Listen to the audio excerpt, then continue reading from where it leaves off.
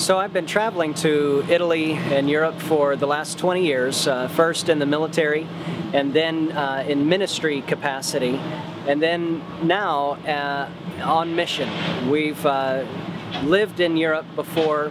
About 5 years ago we were in the country of Estonia for about a year and a half, and pastoring there you get a sense of how dark Europe really is. You know, as a tourist or coming through in a temporary situation, you don't see how the locals live after the tourists leave.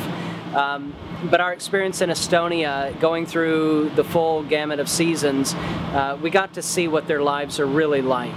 And this is what really began tearing our hearts for Europe and for Italy and Sicily in particular. Just consider some of the reasons that Europe is so dark today. You have communism leaving a stranglehold, tearing away religiosity and spirituality, making it all myth and fairy tales. Radical socialism and fascism, especially in the South, have left people very religious but very hollow. And so in Europe, sure, you've got a lot of Catholicism, but honestly, in most definitions, Italians and Sicilians would be considered Catholic atheists. And so this is really how we've begun wrapping our heads around why church planting in Europe.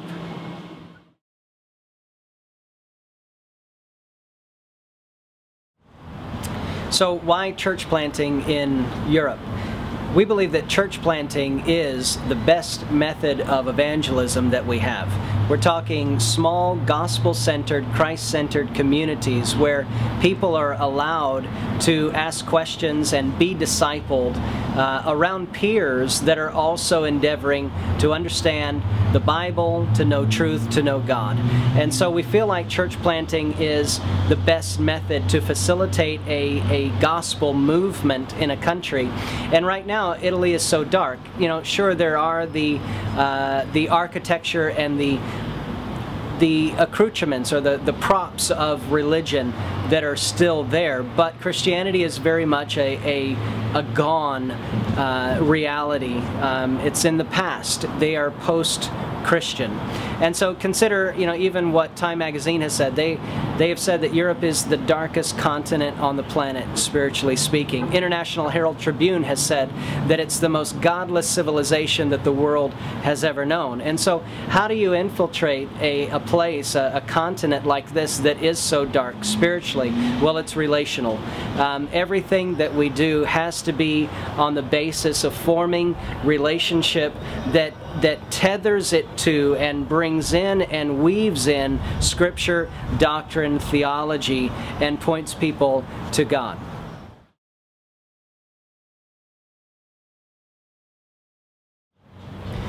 So the reality is that 90% of Italian towns and villages have no gospel witness whatsoever. That means not even one lone missionary. Incidentally, there's only one missionary for every 200,000 people in Italy. And so imagine you're driving through the countryside and you pass town after town, 5,000 people here, 2,000 people here. You know, each town is like its own little city. It's got its own butcher, baker, candlestick maker, and Catholic church.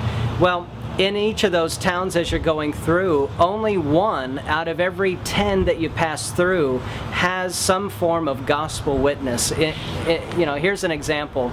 In the town of Rometta, which is on the north shore of Sicily, near Milazzo, you have a small family, and they're the only known Christians, evangelical Christians, Bible-believing, gospel, you know, literate Christians in their town of 5,000 people. And this town is 1 out of 10.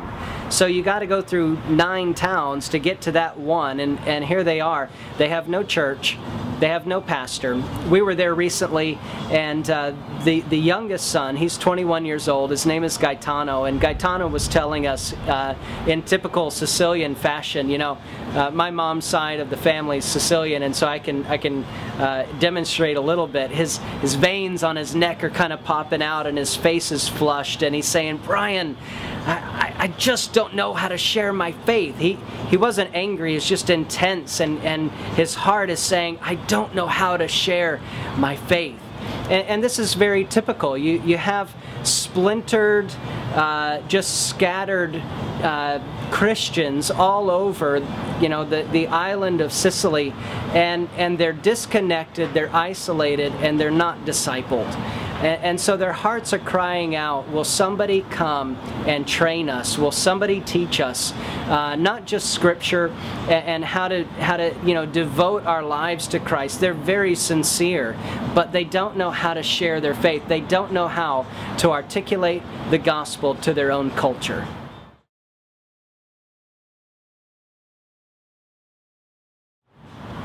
So Italy, like most of Europe, is less than 1% evangelical. That means 99% have either rejected or ignored the gospel message. And again, the Catholics there would be more considered Catholic atheists than anything else. There's lots of spirituality, but it is steeped in a kind of superstition that takes the power out of the gospel. So how do we replace that? Well, it's got to be gospel-centered communities. That's what we're after here. So to get there, we're asking God for 25 new families this month that would partner with us to help us get the green light to go. Talking about monthly commitments with our mission agency that would give us the green light to proceed to the field to start some kind of training there. So what else do we need? We need churches, we need businesses coming on board. Most importantly, even more than the money, is we need people committed to pray for us and for the Sicilian people to be receptive to the message of the gospel.